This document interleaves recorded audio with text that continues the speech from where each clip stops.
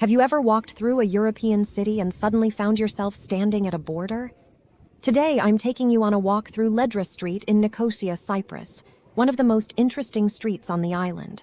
We'll start right here in the busy city center, walk through the shops, cafes, and crowds, and continue all the way to the border crossing. And trust me, what you see at the end of this street makes this walk very different from an ordinary city walk. So let's go. And we're off! Right from the beginning, you can see how lively Ledra Street is. People are walking, shopping, meeting friends, and enjoying the cafes and restaurants. There are no cars passing through this main pedestrian area, so you can actually take your time and enjoy the surroundings. But keep watching, because we're not stopping here. We're going all the way to the end. As we continue, look around at the buildings and the street design. This area has a really interesting mixture of everyday modern life and the older character of Nicosia. You'll see tourists taking photos, locals going about their day, and people simply enjoying a walk through the center.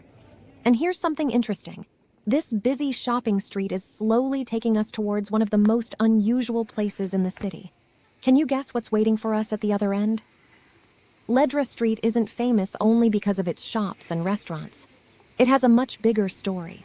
Nicosia is a divided capital, and this street leads towards an official crossing between the two sides of the city. That means this isn't just a normal shopping street. In a few minutes, our walk will take us from a busy European pedestrian street to an internationally recognized crossing point, and we're getting closer. Look at how the atmosphere is changing as we continue. The shops and cafes are still around us, but ahead you can start noticing signs and barriers connected with the crossing. This is the moment when you really start to understand what makes Nicosia different. Imagine coming here as a tourist. You can spend your afternoon shopping, have a coffee, and then simply walk towards a border. And we're almost there. Let's keep going. We're now getting very close to the crossing. You can see more signs, barriers, and security arrangements ahead. People are moving through the area, and this is where the history of Nicosia becomes much more visible.